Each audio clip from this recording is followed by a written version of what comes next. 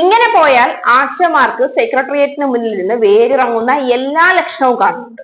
മാധ്യമങ്ങളോട് പ്രതികരിക്കെ മന്ത്രി ശിവൻകുട്ടി ആശമാരുമായി ചർച്ച നടത്തിയെന്നും 2 തവണ കേന്ദ്രമന്ത്രിയെ കാണാൻ പോയി എന്നും ഇത്രയൊക്കെ വീണ ജോർജിനെ പോലെ ഒരു ആരോഗ്യമന്ത്രി ആശമാരുടെ ക്ഷേമത്തിന് വേണ്ടി ചെയ്തു എന്ന് പറയുന്നത് വലിയ കാര്യമാണെന്നും അഭിപ്രായപ്പെട്ടു.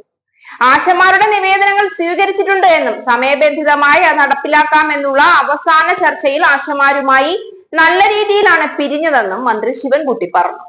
പരസ്പരം വിട്ടുവീഴ്ചയ്ക്ക് തയ്യാറായിട്ടുണ്ട് എന്നും അദ്ദേഹം കൂട്ടിച്ചേർത്തു. എന്നാൽ ഇതൊന്നും കൊണ്ടും സമരം അവസാനിപ്പിച്ച് വീട്ടിൽ പോകാൻ ആശമാർ കുറച്ചുപേർ തയ്യാറല്ല. ഇനിയും സെക്രട്ടേറിയറ്റും പൊതുനിരത്തും തിരക്കുമൊക്കെ വല്ലാതെ ഇഷ്ടപ്പെട്ടു പോയോ എന്നും അറിയില്ല. അല്ലെങ്കിൽ പിന്നെ ഒരു തരത്തിലും വീട്ടിൽ പോയില്ല, ഞങ്ങൾ ഇവിടെ തന്നെ നിൽക്കുന്നുള്ളൂ എന്നുള്ള പക്ഷമാണ് മനസ്സിലാകാത്തത്. ഒരു തരത്തിൽ വീട്ടിലെ അടുക്കളപ്പണിയും പുകയും കരിയും ചട്ടിയും കലവും ഒക്കെ മാറ്റി നിർത്തി ഇതൊരു വിശ്രമവേള കൂടിയാണ് എന്നത് കുറച്ചൊക്കെ സ്ത്രീകൾക്ക് സമാധാനമുണ്ടാക്കി കൊടുത്തിരിക്കും. 5 പ്രാവശ്യം ചർച്ചയ്ക്ക് വിളിച്ചിട്ടും അതൊന്നും പോരാ, ഇനിയും മറ്റെന്തൊക്കെയോ വേണമെന്ന് വാശി പിടിക്കുന്നത് ആശമാരെക്കാൾ കൂടുതൽ നേതാക്കന്മാരാണ്. കാരണം പട്ടിണി കിടക്കുന്നതും തലമുണ്ഠനം ചെയ്യുന്നതും വീടും കുടിയും ഉപേക്ഷിച്ച് രാത്രിയും പകലൊന്നുമില്ലാതെ കൊതുകുകടിയും കൊണ്ട് ഈ റോഡ് വക്കത്ത് വെയിലും മഴയും ഏറ്റു കിടക്കുന്നതും പാവപ്പെട്ട ഒന്നും അറിയാത്ത ആശാ തൊഴിലാളികളാണല്ലോ. മുന്നിൽ നിന്ന് കൊട്ടിപ്പിടിക്കുന്നവർക്കും മുദ്രാവാക്യം വിളിക്കുന്നവർക്കും ഈ പെടാപ്പാടൊന്നുമില്ല. സന്ധ്യ മയങ്ങിയാൽ വീട്ടിൽ പോകാം, ഉണ്ട് പതുപതുത്ത കട്ടിലിൽ കിടന്നുറങ്ങി വീട്ടുകാര്യങ്ങളൊക്കെ നോക്കി കൃത്യം ഓഫീസ് ടൈമിൽ സെക്രട്ടേറിയറ്റിന് മുന്നിൽ ഹാജരാകാം. വീട്ടിലിരിക്കുന്നതിലും മറ്റെന്തെങ്കിലും തൊഴിലിന് പോകുന്നതിലും കൂടുതൽ കാശ് ഈ പണിക്ക് കണക്കു പറഞ്ഞ് വാങ്ങിക്കുകയും ചെയ്യാം.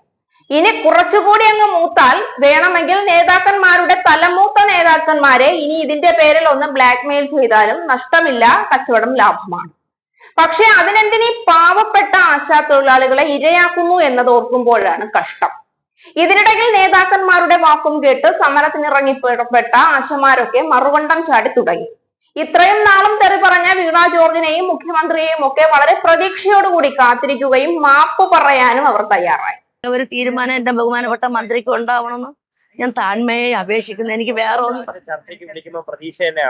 പ്രതീക്ഷ ഞാൻ ഉള്ളിന്റെ ഉള്ളിൽ നല്ല പ്രതീക്ഷയുണ്ട്, സന്തോഷമായിരുന്നു. പക്ഷെ പരാജയം എന്ന് പറയുമ്പോഴത്തേക്ക് ആകെ തകർന്നു പോകുമ്പോഴാണ് എന്തെങ്കിലും നിലവിട്ട് പോകുന്നത്. നിലവിട്ട് ഒരു വാക്ക് പറഞ്ഞിട്ടുണ്ടെങ്കിൽ എന്റെ ഭാഗത്ത് നിന്ന് എന്തെങ്കിലും ഒരു ഉണ്ടെന്നുണ്ടെങ്കിൽ ബഹുമാനപ്പെട്ട മന്ത്രി, ആരോഗ്യമന്ത്രി, മുഖ്യമന്ത്രി ക്ഷമിക്കണം. എന്താന്ന് വെച്ചാൽ ഞങ്ങളുടെ സാഹചര്യവും ജീവിതവും അങ്ങനെയായി. ആ ഒരു ഇതാണ്. ഞാനൊരു കമ്മ്യൂണിസ്റ്റുകാരിയാണ്. ഞാൻ വന്നിരിക്കില്ലെന്ന് എനിക്ക് 232 രൂപ ഒന്നിനും തികയില്ല. നാമാണ് ഇതിനൊക്കെ പ്രശ്നമുണ്ടാക്കിയത് എന്ന് ഓർത്താൽ മതി. ഒരു ജനാധിപത്യ സർക്കാരിനെതിരെ ആരുടെയെങ്കിലും വാക്കുകേട്ട് ഗുണ്ടാപ്പണിക്കിറങ്ങി പുറപ്പെട്ടിട്ട് കാര്യമില്ല എന്ന് ഇതോടെയെങ്കിലും മനസ്സിലാക്കിയാൽ നന്ന്. വീണ ജോർജിനോടും പിണറായിയോടും പരസ്യമായി മാപ്പ് പറയാനും ആശാ തൊഴിലാളികൾ തയ്യാറായി എന്നതാണ് ഏറ്റവും വലിയ കാര്യം. പല കാര്യങ്ങളിലും വിട്ടുവീഴ്ച ചെയ്യാൻ ആശാ തൊഴിലാളികളും തയ്യാറായിട്ടുണ്ട്. എങ്ങനെയെങ്കിലും സമരം വിജയിച്ചു എന്ന പേരുണ്ടാക്കി ഇപ്പോൾ വീട്ടിൽ പോയാൽ മതി.